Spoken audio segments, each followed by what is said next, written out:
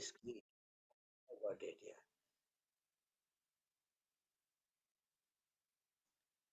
ॐ आप्यायन्तु ममाङ्गानि वाक्प्राणश्चक्षुश्रोत्रमथो बलमिन्द्रियाणि च सर्वाणि सर्वं ब्रह्मोपनिषदम्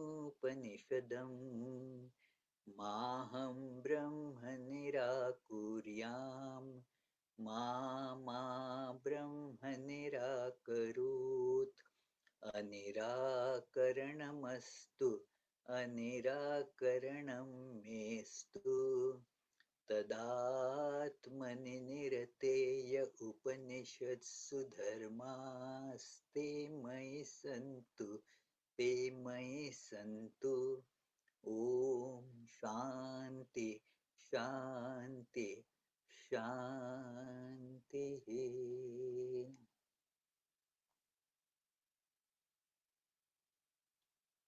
मेरे आत्मस्वरूप मित्रों,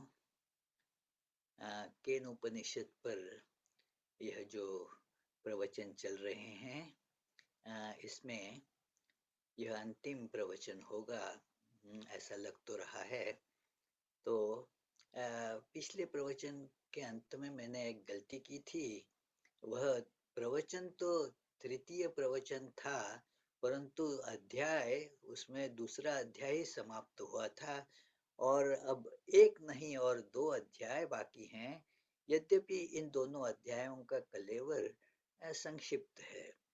तो अभी हम जो तृतीय अध्याय है उसका प्रारंभ करने जा रहे हैं और जैसे बताया जा चुका है कि यह प्रारंभ एक कथा के माध्यम से हो रहा है और कथा जैसे आप जानते हैं कि कथा तो रोचक होती है, तो इसीलिए वहाँ पे जो है श्रोतागण सुनने के लिए उद्युक्त हो जाते हैं। ऐसे देखो तो उपनिषद तो समाप्त हो गई है। जो कुछ ऋषि बताना चाहते थे, समझाना चाहते थे, समझा दिया गया है। फिर क्या समझाना है और क्या बाकी है? कुछ बाकी जरूर है। नहीं तो ऋषि यहीं पर समाप्त करके अलविदा ले लेते थे।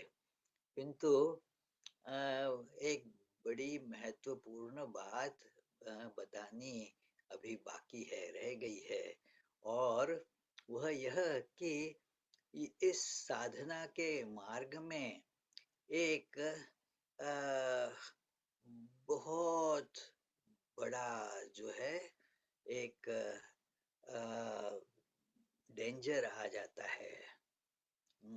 एक बहुत बड़ा यहाँ पर जो है मनुष्य को एक धोखे में पड़ जाता है आदमी। किससे? कि यह अहंकार बलवान हो जाता है।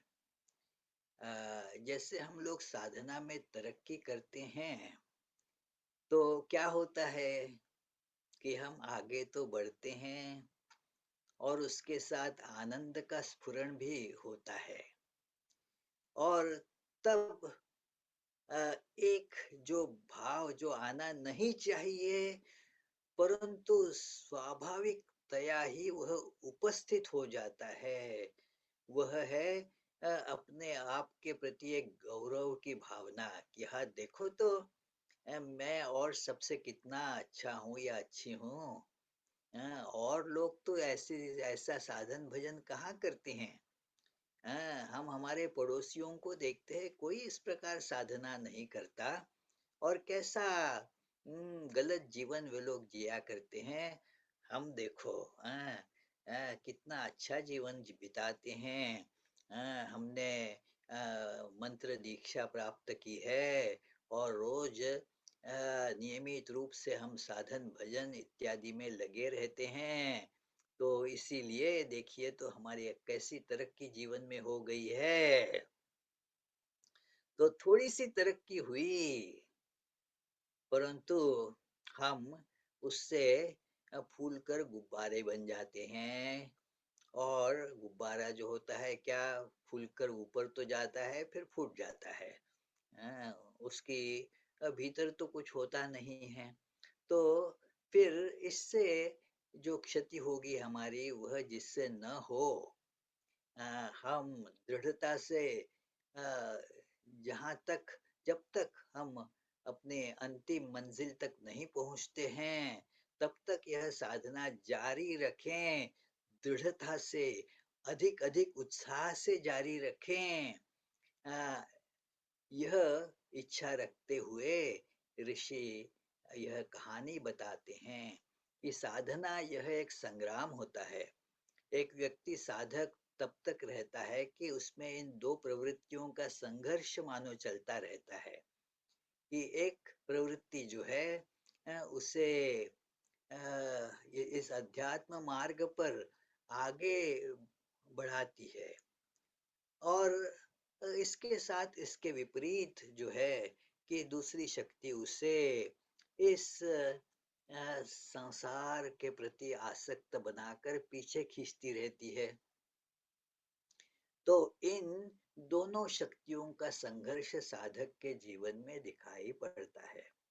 आ, केवल उन दो प्रकार के व्यक्तियों में यह संघर्ष नहीं दिखाई पड़ता है जिन्होंने कि इस प्रकार की जो है अध्यात्म जीवन की राह पकड़ी ही नहीं है, उस मार्ग पर जो चल ही नहीं रहे हैं, उनके जीवन में यह संघर्ष नहीं होता। उनके जीवन में अलग संघर्ष होते हैं, उसकी चर्चा यहाँ हम नहीं कर रहे हैं। परंतु और किसके जीवन में नहीं होता?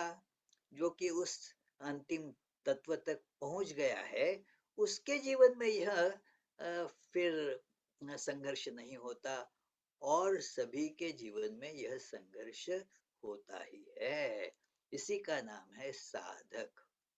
तो आ, यह साधक जब आगे बढ़ता है तो आगे बढ़ने के बाद उसे लगता है कि वाह, हम तो अभी तो क्या बस थोड़ी दूरी और है। आप जानते हैं ना वो जो एक खरगोश और एक कछुआ, उनकी एक रेस हुई थी। दोनों दौड़ने के लिए निकले, एक स्थान निर्धारित किया था कि यहाँ से वहां तक पहुंचना है। अब कौन जीतेगा रेस, यह तो बिल्कुल साधारण अनुमान होगा कि अरे खरगोश कितना जोर से भागता है, वही तो रेस जीत जाएगा। ये जो है कछुआ, उसको तो कोई जो है उम्मीद ही नहीं है, वो क्यों इसमें इस रेस में हिस्सा भी क्यों ले रहा है। ये परंतु कछुआ कहा, ने सोचा चलो हम कोशिश तो करके देखें। अब जो है खरगोश तो जोर से आगे चला गया, और गंतव्य के कुछ पास जाकर उसने देखा, अरे वो हमारा कौवा, वो कछुआ कितनी दूर तक है देखे तो, अरे बाबा वाह कितना पीछे पड़ा हुआ है, यहाँ तक पहुंचते पहुंचते तो उसको बहुत समय लग जाएगा। मैं तो अभी कुछ थकावट महसूस कर रहा हूँ, थोड़ी देर विश्राम क्यों न कर लूं। हम्म, और वह वहां पर थोड़ी देर के लिए सो जाता है। अब जब सो जाता है, थोड़ी देर के लिए सो जाने वाले क्या थोड़ी देर में उठ ही जाएंगे, इसका कोई ये भरोसा है क्या? क्योंकि जब सो जाते हैं तो यह विचार भी समाप्त हो जाता है। तो खरगोश तो सो गया, इधर कछुआ धीरे धीरे धीरे धीरे आगे बढ़ा। जहाँ अब खरगोश सोया था वहां से आगे निकल गया, और बिल्कुल गंतव्य तक पहुंच ही रहा था, तब खरगोश नींद से जग गया। हाँ, उसने पीछे देखा, खरगोश वो कहाँ है, कछुआ कहाँ है। कछुए जी तो वहां दिखाई नहीं पड़ रहे थे। हैं? उसने सोचा कि अरे, उसने सोचा अपनी हार तो हो ही गई, तो कहाँ आगे जाए। तो इसीलिए उसने देखा कि चलो हम वहां तक पहुंच जाए। देखा तो अरे वो कछुआ तो वहां पहुंच ही गया है। कितनी देर तक मैं सोया पड़ा रहा। तो साधक के जीवन में ऐसी जो है मुश्किल आ सकती है, क्योंकि वह अध्यवसाय जारी नहीं रखता है, नींद सो जाता है। कि चलो बहुत कुछ कर लिया, अरे बहुत कुछ कर लिया, वह समाप्त होने में देरी नहीं लगती है। सोना मत, हाँ, यह सो जाओगे तो खो बैठोगे। इस बात को ख्याल रखना चाहिए। तो इसीलिए यह एक देवासुर संग्राम की कहानी के रूप में यह बताया जाता है कि यह जो देव मतलब जो है कि जीवन में जो अ, हम हमारी अध्यात्म मार्ग में हमारी तरक्की कराने वाली जो शक्तियां हैं, उन्हें देव की संज्ञा दी गई है, और जो हमें पीछे खींचने वाले हैं उन्हें असुर की संज्ञा दी गई है। और यह देवासुर संग्राम यह साधक के जीवन में चलता रहता है। अब अ, एक संग्राम में इन देवों ने असुरों को परास्त कर दिया, आगे निकल गए। तो जैसा मैंने कहा था शुरू में ही कि इसीलिए बिल्कुल फूल कर गुब्बारे हो गए है, चलो हमने बहुत बड़ी सफलता हासिल कर ली है, चलो अभी जश्न मनाएं। और सब लोग फिर है एक दूसरे की तारीफ करने लगे कि हाँ, अरे वाह, तू कितना बड़ा वीर है। वायु अग्नि से कहता है कि अग्नि, क्या तुमने कमाल की। अरे अग्नि फिर कहने लगे, अरे हमारी बात क्या, देखो वायु तुम थे इसीलिए ये हो गया। परस्पर प्रशंसा करने लगे एक दूसरे की। क्योंकि एक दूसरे की पीठ थपथपाते हैं ना हम, क्योंकि हमें हमारी पीठ थपथपानी चाहिए किसी ने, तो इसीलिए हम लोग दूसरे की थपथपाते हैं कि ताकि वह दूसरा हमारी भी थपथपाए। तो यह परस्परम प्रशंसन्ति, वह जो संस्कृत में कहानी बताते हैं कि चलो वह जो ऊंटों की शादी थी, ऊंट जो थे, तो अब जो ऊंट के बाकी कई गुण तो होते हैं, परंतु कोई उसे बड़ा सुडौल सुरूप जानवर तो नहीं कहता है। तो जो भी हो, परंतु वह ऊंटों के बीच किसी की शादी थी, और वहां पर फिर जो शादी में कुछ अच्छा गायन वगैरह होता है। अब गायन के लिए किसको बुलाएं, तो गधों को बुलाया गया कि चलो तुम यहाँ जो है अच्छी महफिल रचो। अब फिर क्या, दोनों एक दूसरे की प्रशंसा करने लगे। अहो रूपम अहो ध्वनि।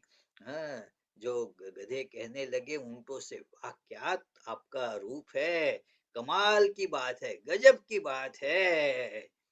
और फिर ऊंटों ने भी कहा गधों से, वाह वाह, आपकी जो है गला, आपकी आवाज इतनी सुरीली है, बेमिसाल। तो इस प्रकार दोनों परस्परों की प्रशंसा करने में जुट गए। तो हम देखते हैं समाज में यह हुआ करता है कि दोनों एक दूसरे का लोग होते हैं, सभी एक परस्पर प्रशंसन्ति, दोनों एक दूसरे की प्रशंसा करते हैं। दोनों अपने आप का, स्वयं का अहंकार इस रूप में फुलाते रहते हैं, और मार्ग से विच्युत हो जाते हैं। तो यह मित्र का लक्षण नहीं है कि जो हमारी प्रशंसा करते रहे। हाँ, मित्र को चाहिए, वास्तविक जो मित्र है उसको उचित सलाह देनी चाहिए। हाँ, मैं उन मेरे मित्रों के प्रति बड़ा ही कृतज्ञ हूँ जिन्होंने मुझे इस प्रकार अच्छी सलाह, जो कि मुझे उस समय तो बड़ी अप्रिय लगी थी, लगा था ये मेरे मित्र कहलाते हैं, परंतु क्यों मुझे इस प्रकार और दुख दे रहे हैं। परंतु उनकी बात सही थी। उन्होंने मुझ पर उस प्रकार जो है मुझे बताकर मेरी रक्षा की। एक प्रामाणिक, एक सही, ईमानदारी से उन्होंने अपना जो मित्र का फर्ज था वह निभाया। तो मित्रों, ऐसे लोग तो कम मिलते हैं कि जो हमारी त्रुटियां बता दें। हमारी सराहना करने वाले जो होते हैं, उनसे हमें कोई लाभ नहीं मिलता मित्रों। जो हमारे दोष या त्रुटियां दिखा दें, तो वे हमें कुछ उसमें सुधार लाने का मौका प्रदान करते हैं। तो जो भी हो, अब यहाँ पर जो परब्रह्म हैं, उन्होंने देखा कि ये जो सारे देव, अग्नि, वायु, वरुण, इंद्र इत्यादि जो हैं, सारे केवल ये थोड़ी सी जो है तरक्की हुई है। एक बार जो असुरों को उन्होंने युद्ध में हरा दिया है, उससे ये तो बहुत फूल गए हैं। इससे ये पराभूत हो जाएंगे। इससे ये अभी असुर तो अपनी सामर्थ्य इकट्ठा कर रहे हैं, अपने को अधिक बली बना रहे हैं, तो ये देवों को अब परास्त कर देंगे। तो इसीलिए देवों को सचेत करने के लिए यह परमात्मा वहां उनके सामने एक बड़े ही तेजस्वी यक्ष के रूप में उपस्थित होते हैं। उसकी चमक दमक इतनी थी कि सब जो देव थे, वे बड़े उसकी ओर आश्चर्य से देखने लगे कि यह हमारे राज्य में हमारी अनुमति के बिना यह कौन तेजस्वी व्यक्ति आकर यहाँ खड़ा है, कौन है यह। तो सबने कहा कि अरे अग्नि, तुम तो सबसे पहले अग्रेसर होने वाले हो। हाँ, और इसीलिए तुम तो अग्रगामी हो। तो इसीलिए यह जिम्मेदारी हम तुम पर पहुंच रखते हैं। तुम्हें सौंपते हैं कि यह पता कर लो कि यह जो यक्ष कौन है, किस लिए यहाँ आया है। तो अग्नि तो वैसे ही गर्व, ये अभिमान से तो फूला हुआ था ही। अभी सबने उसको कहा ये बड़ा महत्वपूर्ण कार्य हम तुम्हें दे रहे हैं। तो और भी अच्छा लगा उसको, वाह वाह, यह जिम्मेदारी आखिर मेरे सिवा और कौन निभा सकता था। तो इसीलिए तो मेरा चयन ऐसे महत्वपूर्ण कामों के लिए हुआ करता है ना। तो बड़ा अच्छा लगा उसे। और वह उस यक्ष के पास जाकर पहुंचा। परंतु यक्ष के पास जाकर वह तो यक्ष के प्रभाव से इतना प्रभावित हो गया कि उसकी मानो बोलती ही बंद हो गई। यह हुआ करता है। जब हम किसी बड़े व्यक्ति से मिलने जाते हैं, तो पहले तो सोच कर जाते हैं कि उनसे यह पूछेंगे, ये पूछेंगे, इसका जवाब मांगेंगे, और ये सब बातें उनसे अच्छी तरह कहेंगे। जब वहां पहुंच जाते हैं उनके सामने, तो उनके व्यक्तिमत्व का प्रभाव ऐसा होता है कि हम कुछ कह नहीं पाते। हाँ, तो फिर वही हमसे पूछते हैं, अरे भाई क्यों आए, बताओ क्या काम है तुम्हारा, कौन हो तुम। तो यह ठीक ऐसी ही वो अग्नि की दशा हो गई। अग्नि कुछ बोल नहीं सका। तो यक्ष ने उससे पूछा, अरे भाई कौन हो तुम। हाँ, उल्टी बात हो गई। देखिए, यह यक्ष से पूछने गया था कि तुम कौन हो। अब यक्ष उससे उल्टा पूछता है, हे तुम कौन हो। तो अग्नि तुरंत अपना नाम बता देता है, मैं अग्नि हूँ। और केवल यही बताकर नहीं रुकता, अपनी डिग्री भी बता देता है। ऐसा होता है ना कि हाँ हाँ हाँ, मैं हाँ यह हूँ, और मैं पीएचडी हूँ, और मैं इस विश्वविद्यालय में एक प्राध्यापक हूँ, और मुझे इतने सम्मान प्राप्त। अब ये तो पूछा नहीं था भाई, एक बात सीधी सी, कौन हो तुम, एक वाक्य में भाई मेरा यह नाम है बता देने से हो जाता था। परंतु अपनी महिमा भी बता देते हैं कि मैं अग्नि हूँ, मुझे जात वेद कहते हैं, मतलब है कि जन्म से ही मुझे ज्ञान प्राप्त है। हाँ, तो अच्छा ये बात है, यक्ष ने कहा। बड़ी अच्छी तुमने जो है तुम्हारी इंट्रोडक्शन तो दे दी, और यह भी तो बताओ कि तुम्हारी कौन सी सामर्थ्य है, क्या तुम करते हो, तुम्हारा काम कौन सा है, क्या कर सकते हो तुम। तो अग्नि ने बड़े उत्साह के साथ कहा कि अरे यह भी क्या कोई पूछने की बात है, अरे इस समस्त संसार को मैं दग्ध कर सकता हूँ, यह मेरी सामर्थ्य है। जो भी जिस पर भी मैं जाऊं तो वह दग्ध होकर समाप्त हो जाता है, खत्म हो जाता है वहां पर, यह मेरी सामर्थ्य है। यक्ष ने कहा, ऐसी बात है, तो जरा मुझे परीक्षा तो करने दो। मैं तो जरा चौंक रहा हूँ कि क्या इतनी बड़ी सामर्थ्य है तुम्हारी, वाह वाह।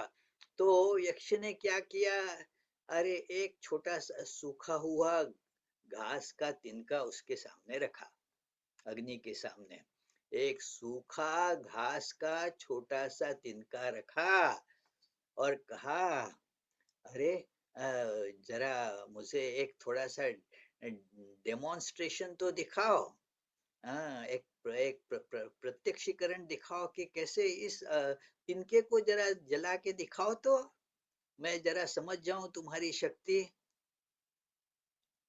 अब यह अग्नि चूंकि अभिमान से बड़ा फूल गया था, तो उसको उसकी समझ जो है उसको छोड़कर चली गई थी कि अरे ऐसा कोई करेगा क्या मेरे साथ, ऐसी जरूरत करेगा कि एक तिनका रख देगा, बात साधारण नहीं है। और क्या जरूरत पड़ी थी अग्नि को कि अरे डेमोन्स्ट्रेशन देने की। हाँ, परंतु चूंकि वह भूल गया था, अपनी शक्ति का प्रमाण देने के लिए आगे बढ़ा। हम चाहते हैं कि हमारी सामर्थ्य दूसरे भी समझ जाएं और उसके लिए हमारा सम्मान करें।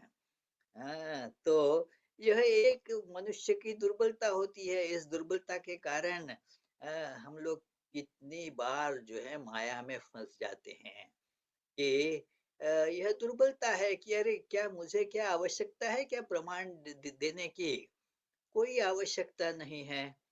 फिर भी जब यह कहा गया अग्नि से, है क्यों नहीं, और क्या हुआ वहां पर, जो अग्नि समस्त संसार को दग्ध कर सकता था, वह एक जो छोटा सा तिनका उसे भी नहीं जला पाया।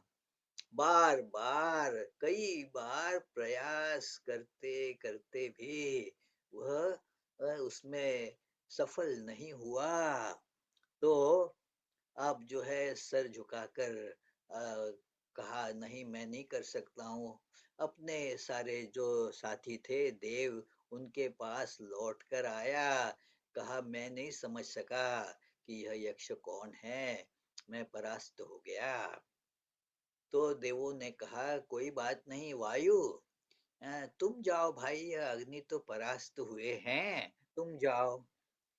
वायु की जो है छाती और फूल गई कि वाह वाह, देखो यहाँ ये अग्नि, मुझे पता था ये अग्नि बेकार की डींग हाँकता है, मेरे सिवा थोड़े ही इनका काम चलने वाला है।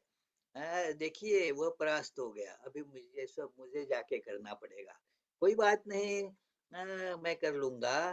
तो वह भी यही ठान कर यक्ष की ओर आगे बढ़ता है, और उसकी भी वह अग्नि के समान ही बोलती बंद हो जाती है। यक्ष पूछता है कि अरे भाई कौन हो तुम। हाँ, मेरा नाम वायु है, मुझे मातरिश्वा भी कहते हैं, अग्नि के समान भी अपनी डिग्री बता दी उसने। मुझे मातरिश्वा कहा जाता है। अच्छा, मातरिश्वा का मतलब है सर्वत्र संचार करने वाला। तो जो है और जो सबको जो कर्म फल है अपना वह पहुंचाने का काम यह मातर ईश्वर बनकर मानो परमात्मा करता है। तो जो भी हो, तो उसने बता दिया वायु ने। अच्छा वाह वायु, अच्छा तुम्हारी कोई विशेष तुम्हारी क्षमता का कोई परिचय दे सकते हो? देखिए यह सारा अभी यक्ष पूछ रहा है। वायु कुछ नहीं पूछ रहा है तुम कौन हो, वह पूछने के लिए गया था। तो वायु और कहता है फूल के, वाह वाह आप क्या पूछ रहे हैं? मेरी सामर्थ्य यह है कि इस संसार की सारी वस्तुएं मैं अपने जोर से ध्वस्त कर सकता हूँ, उड़ा दे सकता हूँ। यह जब मैं बड़े जोरों से चलना शुरू कर देता हूँ तो सर्वत्र तबाही मच जाती है। तो यह मेरी सामर्थ्य है, संसार की कोई वस्तु मेरे आघात से फिर बच नहीं सकती। हाँ, यक्ष कहता है वाह भाई वाह वाह वाह। हाँ, अच्छा मुझे कुछ डेमोन्स्ट्रेशन दो तो। वही तिनका जो अग्नि के सामने रखा था। अब एक तिनके का वजन क्या होगा? हाँ, एक दशांश ग्राम से भी कम।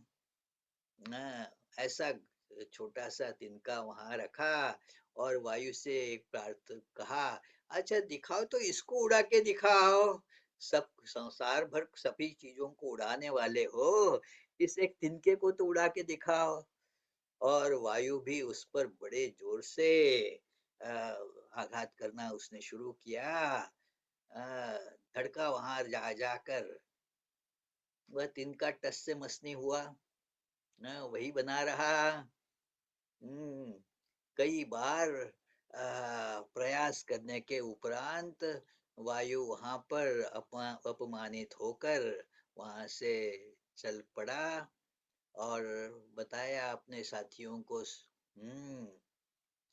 नहीं, मैं नहीं जान पाया कि यक्ष कौन है। तो ये हालत हुई। ये सारे बलियवान बलवान जो देवताएं हैं उनकी हालत यह हो गई। अग्नि जो सबको जलाने वाले हैं, कब जला सकते हैं? जब परमात्मा उनको सामर्थ्य देता है, तब वह अग्नि जला सकती है। अपने अग्नि की अपनी सामर्थ्य नहीं होती। हाँ, जैसे कि यह यहाँ बत्तियां जल रही हैं। अब वे तो जो बल्ब है उसकी सामर्थ्य नहीं होती प्रकाश देने की। जब इस बल्ब में बिजली प्रविष्ट होती है तो उस बिजली के कारण वह जो बल्ब है वह प्रकाशित हो जाती है। उसकी अपनी सामर्थ्य कुछ नहीं होती। मान लो कि कोई 5000 वॉट्स या आजकल ल्यूमेंस में गिनती करते हैं, जो 100,000 लूमेंस वाला भी कोई दीप हो। अरे 100,000, 1 लाख लुमेन्स छोड़िए, 1 लुमेन भी उससे प्रकाश नहीं मिलेगा जब विद्युत उसमें प्रवेश नहीं करती है।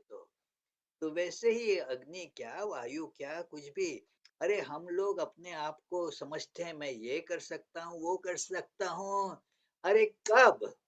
जब परमात्मा की शक्ति से शक्तिमान होते हैं तब कर सकते हो। अपने आप में तुम्हारी सामर्थ्य शून्य है, कुछ भी नहीं है। यह जो है समझना चाहिए।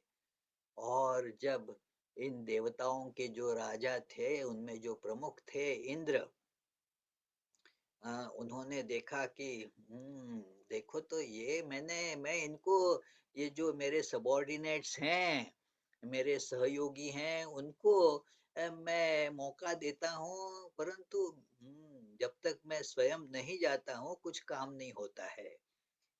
जो कहीं भी जो प्रमुख अधिकारी रहते हैं वे यही सोचते हैं कि अरे ये जो मेरे ये नीचे ये सब काम करने वाले लोग हैं, वे समझते हैं वे बहुत काम जानते हैं। अरे जब तक मैं नहीं करता हूँ ये कुछ नहीं कर सकते हैं। अभी देखा तो आप लोगों ने कि ये अग्नि को भेजा, कुछ नहीं किया। परास्त होकर आ गया, वायु को भेजा। अब इनको मैं तो मौके तो देता रहता हूँ, अब मुझे ही जाना पड़ेगा। ये इंद्र चूंकि इन सब में देवताओं में प्रधान थे, तो उनका अहंकार भी और बड़ा था। हम्म तो इसीलिए, और ये समझ कर कि ये निकम्मे लोगों से कुछ नहीं होता, मैं मुझे ही करना होगा। तो अग्नि वायु और सब देवताओं को उन्होंने कहा, "ए, तुम लोग बैठे रहो, मैं जाकर देख लेता हूँ क्या बात है।" तो चूंकि इंद्र का अहंकार इतना बड़ा था, जब इंद्र वहां यक्ष के पास पहुंचता है, तो अग्नि और वायु, इनको तो यक्ष ने कम से कम दर्शन दिए थे, उनसे बात की थी। इंद्र जब आते हैं तो वहां से यक्ष अंतर्धान हो जाते हैं, क्योंकि इंद्र का इतना बड़ा अहंकार है। तो अब इंद्र सोच में पड़ जाते हैं, अरे दिखाई तो दिया था, क्या हो गया, कहाँ गए? कुछ समझ में नहीं आ रहा है। परंतु इंद्र में एक दूसरी भी शक्ति थी, जिसके कारण वे इस महत पद पर चढ़े थे। वह थी कि अपनी अंत परीक्षा करें। हाँ, जो है अंतर्निरीक्षण की शक्ति बड़ी महत्वपूर्ण होती है, आध्यात्मिक जीवन में उन्नति का एक बहुत बड़ा साधन है। कि यह अपने स्वयं की एक जो है ऑब्जेक्ट की तरह, एक वस्तु की तरह परीक्षा करनी चाहिए कि अरे ये क्या हो रहा है। स्वाभाविक तौर पर क्या होता है कि हम दूसरों को दोष देने लगते हैं। अरे देखो तो, खुद के जो कार्य हैं उनको टटोल कर देखो, कहाँ गलती हुई। हाँ, यह परीक्षा करनी चाहिए, अपनी स्वयं की परीक्षा करनी चाहिए। तो इंद्र में वह शक्ति थी, इसी के कारण वे सब देवताओं के जो है राजा बने थे। तो उन्होंने परीक्षा की और देखा कि अरे हम लोगों ने तो यही बड़ी गलती की है, कि जो वास्तविक यह परमात्मा की विजय थी, हम लोगों ने गलती से उसे अपनी विजय समझ ली। तो जैसे ही उनके भीतर यह जो ज्ञान वह प्रस्फुटित हुआ, तो वहां पर अब एक देवता का वहां पर प्रकटीकरण होता है। वह परमात्मा वहां पर एक देवी के रूप में चले आते हैं। कि वहां कहा गया है कि अ, यह मंत्र कहता है, स तस्मिन्नेव आकाशे स्त्रियम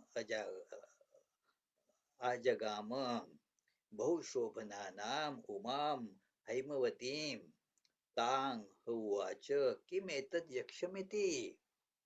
हाँ, जो वहां पर एक हैमवती बड़ी ही तेजस्वी यह उमा नामक जो है भगवती देवी वहां पर आविर्भूत हो जाती है। हम्म यह जो है देवी है। जब जैसे हम लोग कहते हैं ना स्त्रीलिंग, माया, प्रकृति, ये स्त्रीलिंगी शब्द हैं। तो वैसे ही देवी, वही देवी यहाँ पर उपस्थित हो जाती हैं। और इंद्र उनसे पृच्छा करता है कि अ, अ, क्या ताम हुआच किमेतद् यक्षमिति। अरे वह यक्ष कौन था जी? तो वह देवी अब बताती है कि देखो, हाँ, वह ब्रह्म था, सा ब्रह्म इति उवाच। ब्रह्मणो वा एतद् विजये महीयध्वम् इति ततो वै विदांचकार ब्रह्म इति। तो इसीलिए वह देवता से इंद्र को ज्ञान मिला, उमा से उसे ज्ञान मिला उस देवी से कि वह जो यक्ष था ना, वह तुम्हें सिखाने के लिए ही पर परमात्मा उस प्रकार आविर्भूत हुआ था। तुम्हारे इस अहंकार को, इस अभिमान को चूर्ण करने के लिए परमात्मा ने ही यह यक्ष का रूप धारण करे करके वहां पर ये वे उपस्थित हुए थे, जिससे कि तुम्हारा यह अहंकार चूर्ण हो जाए और तुम आगे बढ़ सको। ये इसीलिए यह परम कारुणिक परमात्मा ने ही यह यक्ष का रूप वहां पर धारण किया था। तो क्योंकि तुम्हारी जो विजय हुई थी, तुम्हारी वह के तुम्हारी महिमा नहीं थी, वह परमात्मा की महिमा थी। तो इसीलिए अब यह जानकर आगे बढ़ो, बीच में न रुकें। तो इसीलिए इंद्र को यह ज्ञान इससे प्राप्त हो गया, भगवती उमा से प्राप्त हुआ। इसीलिए वह ज्ञान प्राप्त करने वालों में वे प्रथम थे। और फिर उन्होंने यही ज्ञान इंद्र, वरुण इत्यादि को दिया। इंद्र ये अग्नि और वायु को और अन्य देवताओं को दिया। और वे भी चूंकि यक्ष के दर्शन कर चुके थे, वे इस बात को समझ गए कि हाँ, यह तो हमारी बड़ी भूल हुई थी।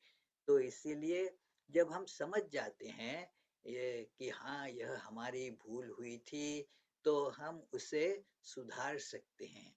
जब हम यह समझ ही नहीं पाते हैं कि यह हम में दोष था, हमारी गलती थी, हम लोग केवल दूसरे की ओर अंगुली दिखाते रहते हैं, उससे कोई लाभ तो नहीं होता, क्षति होती है। तो इसीलिए यह जो है बड़ा महत्वपूर्ण अध्याय हुआ कि ये जो इंद्र या और देवता हैं वहां पर, ये इनको इस प्रकार परमात्मा का स्पर्श प्राप्त हुआ था, इस यक्ष के रूप में या इस देवी उमा के रूप में। तो यही एक बहुत महत्वपूर्ण यहाँ पर जो संदेश उपनिषद हमें देना चाहती हैं कि नहीं, इस प्रकार अहंकार के वशीभूत न हो जाओ। तो यह उपनिषद को यह बात हो जाने के बाद अब सवाल आता है। ऋषि कहते हैं कि देखो, इसका एक प्रतीक तुम्हें देते हैं। साधना कैसी की जाती है? तो गुरु कुछ मंत्र देता है और मंत्र के साथ इष्ट देव की का भी नाम बता देता है कि देखो, एक इष्ट के रूप में इसका पूजन करना चाहिए, ध्यान करना चाहिए।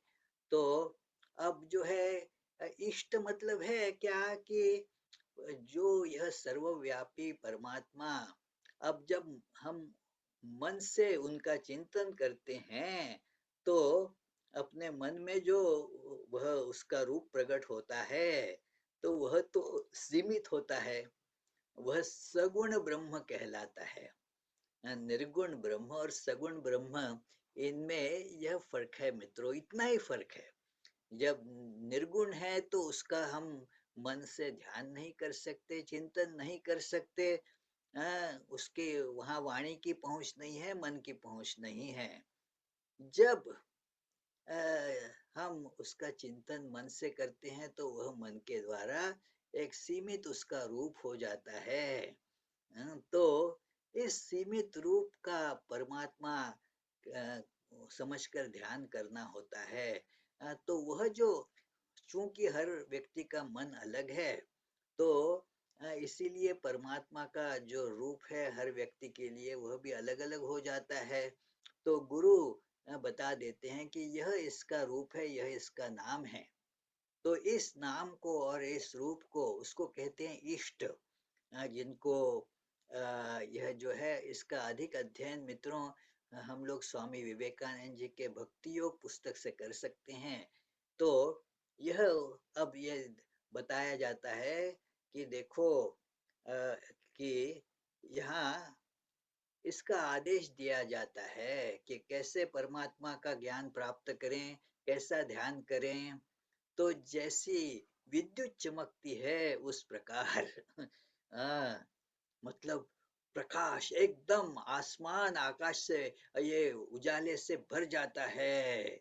विद्युत चमक गई है, परंतु फिर किसी को क्या दिखा सकोगे क्या? देखो देखो, अरे वह तो बस प्रकाश आया चला गया। वैसे ही और एक प्रतीक इसी प्रकार का दिखाते हैं कि आंख की पलक खुलती है तो संसार दिखाई देता है, बंद हो जाती है तो नहीं दिखाई देता है। तो उसी प्रकार परमात्मा का चिंतन करो कि यह जो संसार है, यह जो दिखाई देता है, परमात्मा ही इन रूपों में थे। ये रूप है उनका। तो इस प्रकार यह जो है बड़ा सुंदर ध्यान है मित्रों।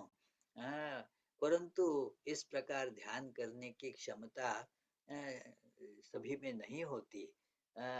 तो इसीलिए और भी एक उपाय बताते हैं कि उसका तद्वनम इत्यादि इस रूप से ध्यान करो कि यद गच्छति इव स मनो अनेन च एतद् उपस् उपस्य अभीक्ष्ण संकल्प। तो एक मन यह उसका एक सुंदर प्रतीक है परमात्मा का, कि यह देखो सब सर्वत्र चला जाता है, क्योंकि परमात्मा सर्वत्र है ना, तो इसीलिए उसका मन सर्वत्र जाता है, सबकी चिंता करता है, सबके को जानता है। तो यह इसीलिए एक परमात्मा का प्रतीक, सुंदर प्रतीक है। मन को परमात्मा का प्रतीक समझकर वह उसका ध्यान इस प्रकार किया जा सकता है। फिर और एक कहते हैं कि तद्वन नाम, एक साधना करने के लिए सभी को, साधारण हमारे जैसे जो सब लोग होते हैं उनको एक प्रतीक दिया जाता है और एक नाम दिया जाता है। इस ध्वनि प्रतीक क्या है कि और नाम क्या है? तो नाम जो है वह एक वाणी रूप है, जो परमात्मा का जो रूप है, जो आंखों से दिखाई पड़ता है, उसके साथ ही साथ क्या है, उसका एक नाम भी है। वरन यह कहें कि नाम प्रथम है। नाम की बड़ी ही महिमा शास्त्रों ने बताई है। तो इसका नाम है वन। तो इसीलिए तद्वनम नाम तद्वनम इति उपासितव्यम। तो ये इसको देखो कि अ, यह आत्मन, जो आत्मा है, इसका नाम एक वन, इस प्रकार से देखो। वन का तात्पर्य है कि जो पूजनीय है, ये जो बहुत अत्यंत पूजनीय वस्तु है, इसीलिए उसका नाम दिया है वन। तो तद्वन, और फिर इस प्रकार एक नाम का आदेश दिया जाता है ध्यान के लिए, जो एक प्रतीक का उपदेश किया जाता है। तो उन प्रतीक का, इष्ट का और उस नाम का साधन करते करते आगे बढ़ना चाहिए। यह यहाँ मानो उपनिषद एक दृष्टि से समाप्त हो जाती है। अभी भी थोड़ा सा बाकी है, अभी भी कुछ बाकी है।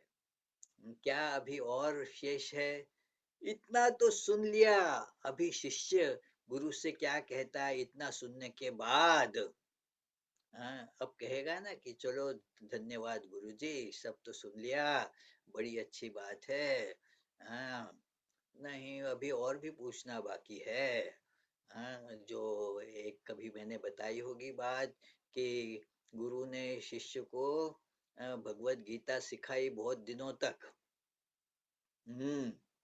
और रोज वह जो है पाठ करने के लिए जब बैठते थे, तो इस प्रकार जो प्रारंभिक मंत्र है उसका उच्चारण करते थे कि सर्वोपनिषदो गावो दोग्धा गोपाल नंदन, पार्थो वत्स सुधीर भोक्ता दुग्धम गीतामृतम महत।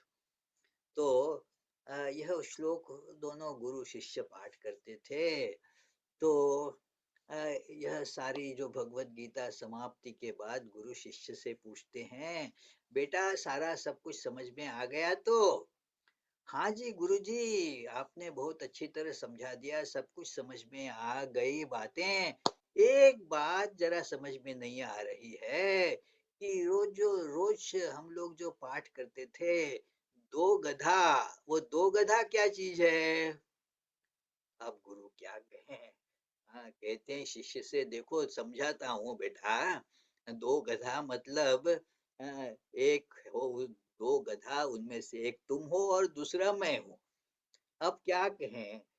तो ये शिष्य का सवाल कुछ ऐसा ही प्रतीत होता है, ऐसा नहीं है वास्तविक, परंतु शिष्य कहता है गुरु से, गुरु मुझे कुछ उपनिषद बताओ तो। अरे इतना बताया, अभी फिर पूछ रहे हैं उपनिषद बताओ। कोई मजाक है क्या ये? इतनी इतनी देर तक क्या चल रहा था? रामायण तो सुन लिया और बाद में पूछते हो कि आखिर राम सीता का कौन लगता था? तो यह बेतुकी सवाल प्रतीत होता है। बेतुकी है क्या मित्रों? नहीं। अ, शिष्य का सवाल जो है ठीक ही है, और गुरु भी समझ जाते हैं कि क्या कहना है। कि कुछ शिष्य सो देखता है कि कुछ और रह गया है क्या, और कुछ बातें रह गई हैं क्या। सब तो सारा दर्शन तो बता दिया, आत्मा का स्वरूप बता दिया, जितना भी मुख से बताया जा सके। साधना बता दी गई, साधना में आने वाला जो विघ्न है वह भी बता दिया। अ, सारा उपदेश दे दिया कि कौन कैसे प्रतीक का उपयोग करना चाहिए, कैसा नाम का उपयोग करना चाहिए।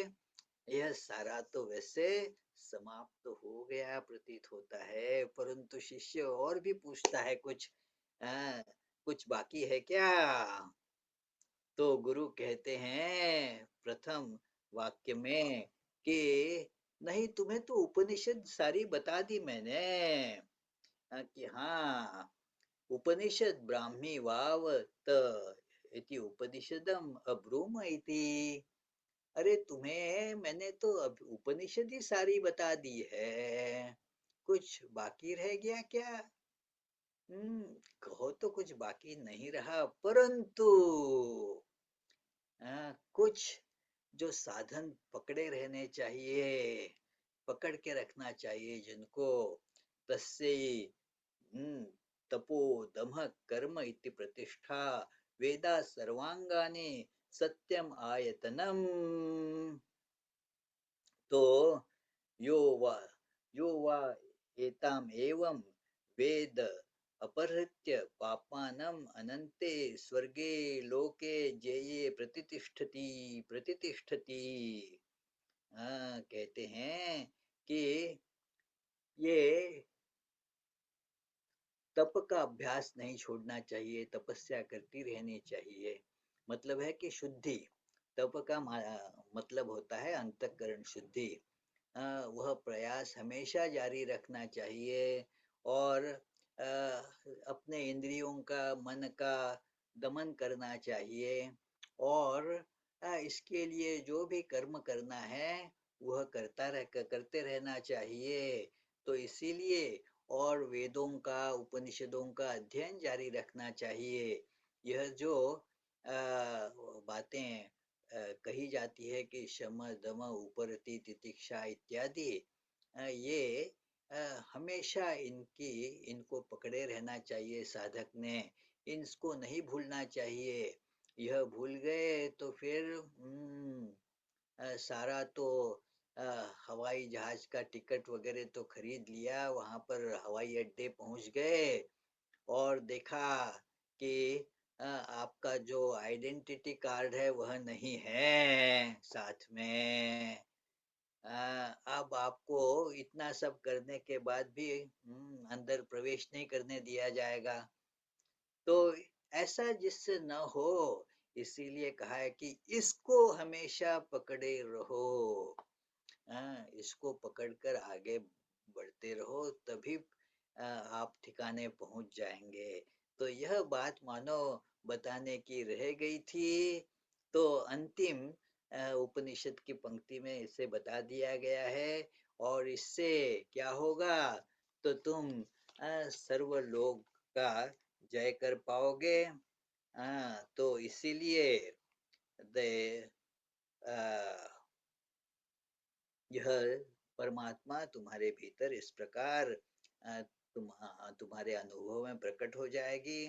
दैट बिकॉज जो है ना, इसका कारण बताते हैं कि उसके कारण ही यह मन जानता है, इंद्रियां यह जो है अपना कार्य करती है। यहाँ से यह शुरू हुआ था।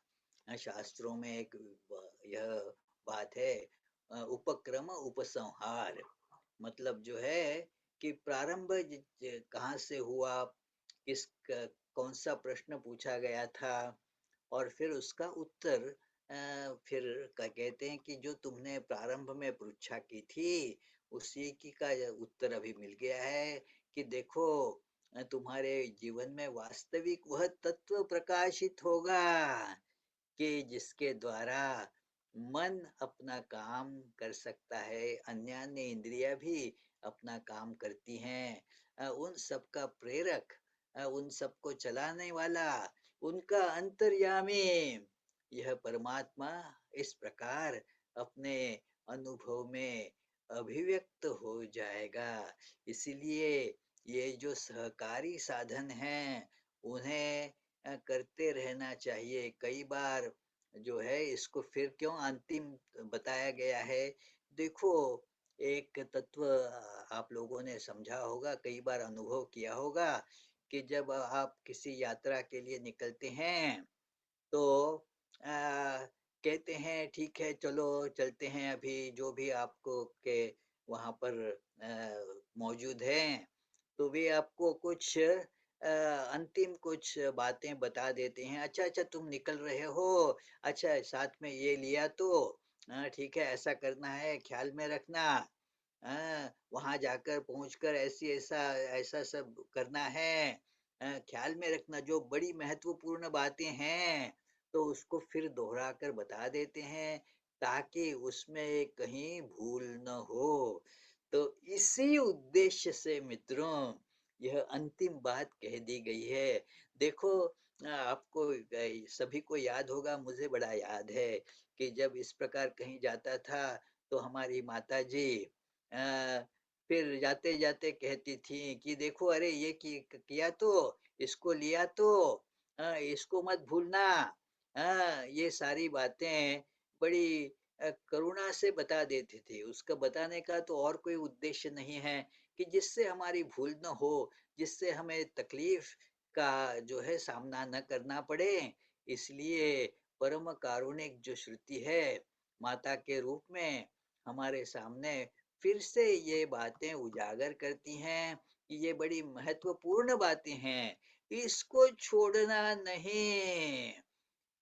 तो मित्रों, यह केन उपनिषद की बड़ी ही उद्बोधक और प्रेरक चर्चा हम लोगों ने पिछले 4 प्रवचनों में की है। यह मेरे लिए बड़ा सौभाग्य का जो है अनुभव है कि हाँ, मेरे प्रिय मित्र पराग महाराज ने मुझे ऐसा अनुरोध किया, और मैं इसलिए उनका हृदय से बहुत ऋणी हूँ कि यह मौका उन्होंने मुझे दिया है, जिसके कारण मैं फिर से थोड़ा सा यह अध्ययन करने के लिए प्रयुक्त हुआ। तो मित्रों, आइए फिर शांति मंत्र दोहराते हैं, और भगवान का स्मरण करते हुए फिर मैं आपसे विदा लेता हूँ। ओम आप्यायन्तु ममाङ्गानि, वाक् प्राणश्चक्षुश्रोत्रमथो बलमेन्द्रियाणि च सर्वाणि, सर्वं ब्रह्मोपनिषदम् माहं ब्रह्म निराकुर्यां, मा मा ब्रह्म निराकरोत्। अनिराकरणमस्तु, अनिराकरणं नेस्तु। तदात्मनि निरते य उपनिषत्सु धर्मास्ते मयि सन्तु ते मयि सन्तु। ॐ शान्ति शान्ति शान्तिः। हरिः